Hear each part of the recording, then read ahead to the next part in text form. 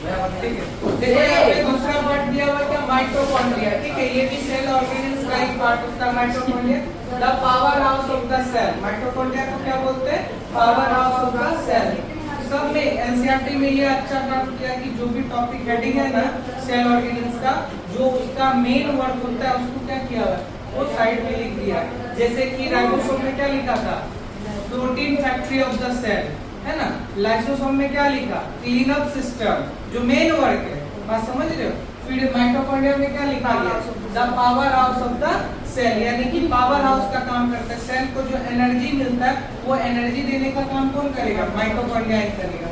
तो mitochondria often called the powerhouse of the cell because they supply the energy needed for most cellular activity। Cell में जितना भी cellular activities होगा तो cellular activities करने के लिए सेल को क्या चाहिए, एनर्जी चाहिए, और वो सेल को जो एनर्जी देने का काम करेगा वो सेल ऑर्गेनेल्स करेगा। वो सेल ऑर्गेनेल्स का नाम क्या होगा आपका, माइटोकॉन्ड्रिया। बात समझ में आ गया। The cells energy in the form of ATP, और माइटोकॉन्ड्रिया जो एनर्जी देगा सेल को वो किस फॉर्म में एनर्जी देगा, ATP। ये पूछता है एग्जाम में कि किस फॉर्म में माइटोकॉन्ड्रिया एनर्जी को रिलीज करता है, किस फॉर्म में करता है, ATP।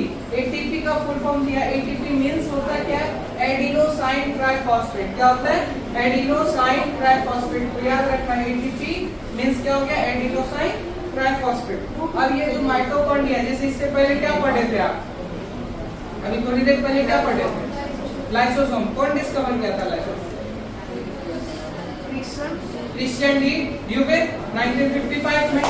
और माइटोकॉन्ड्रिया को जो डिस्कवर किया गया सेल और साइटोप्लाज्म में सबसे पहले ऑब्जर्व किया गया था वो रिचर्ड अल्टमैन के द्वारा। किसके द्वारा, रिचर्ड अल्टमैन किया था 1890 में।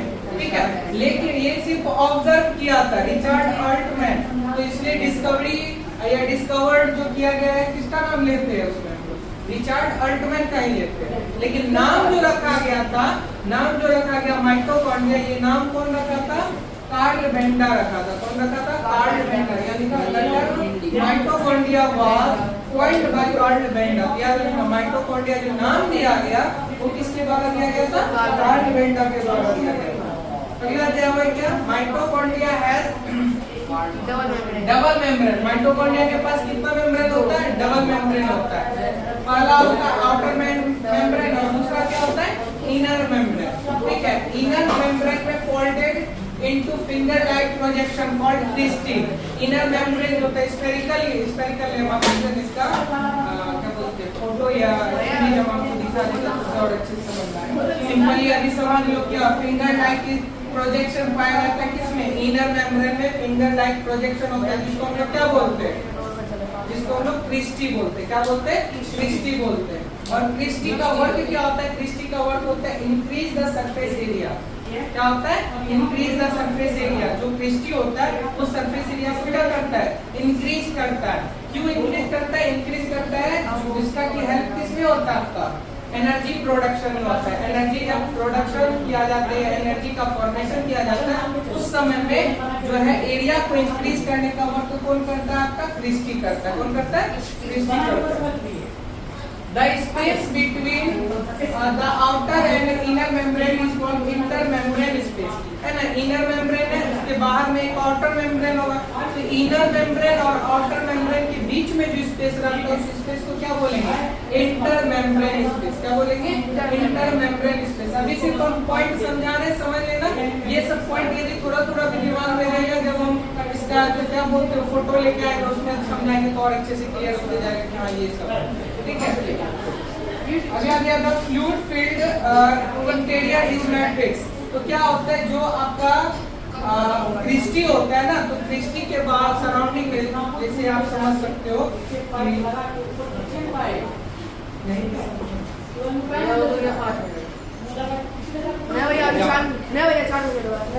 जैसे ये दिया हुआ है ना, जैसे सेप तो इस टाइप से बना हुआ रहता है।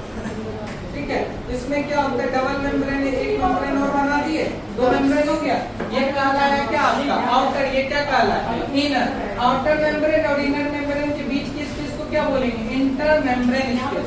ठीक है, अब इनर मेम्ब्रेन में क्या होता है, इनर मेम्ब्रेन में आपका फिंगर लाइक स्ट्रक्चर इस तरीके से क्या होता है, प्रोजेक्शन होता है, फिंगर लाइक स्ट्रक्चर होता है। अब भैया ये जो फिंगर लाइक स्ट्रक्चर रहता है इसी को क्या बोला जाता है? क्रिस्टी बोलते हैं। क्या बोलते हैं? क्रिस्टी, जो कि क्या करता है? सरफेस एरिया को इंक्रीज करने का काम करता है। बात समझ में आ रहा है? और ये जो क्रिस्टी रहता है इसके बीच में क्या होता है आपका? ये फ्लूइड लाइक स्ट्रक्चर पाया जाता है। ये क्रिस्टी के सराउंडिंग में क्या पाया जाता है? फ्लूइड लाइक स्ट्रक्चर पाया जाता है। वही फ्लूइड लाइक स्ट्रक्चर को क्या बोला जाता है? मैट्रिक्स बोला जाता है। क्या बोला जाता है? मैट्रिक्स बोला जाता है। बात समझ में आ गई? Mitochondria contain their all DNA and ribosome. Mitochondria के पास क्या होता है? खुद का डीएनए और खुद का राइबोसोम होता है। ये क्वेश्चन पूछता है कि कौन कौन सा सेल ऑर्गेनेल्स के पास क्या होता है? खुद का क्या होता है? डीएनए और राइबोसोम होता है। तो माइटोकॉन्ड्रिया के पास क्या होता है? खुद का डीएनए और राइबोसोम होता है। और ये जो एनर्जी फॉर्मेशन करता है, एनर्जी फॉर्मेशन करता है कौन? माइटोकॉन्ड्रिया। तो कौन सा साइकिल या कौन से प्रोसेस के द्वारा करता है? Krebs cycle. कौन सा? Krebs cycle. याद रखना, क्रेब्स साइकिल में क्या होता है? माइटोकॉन्ड्रिया में एनर्जी का फॉर्मेशन होता है।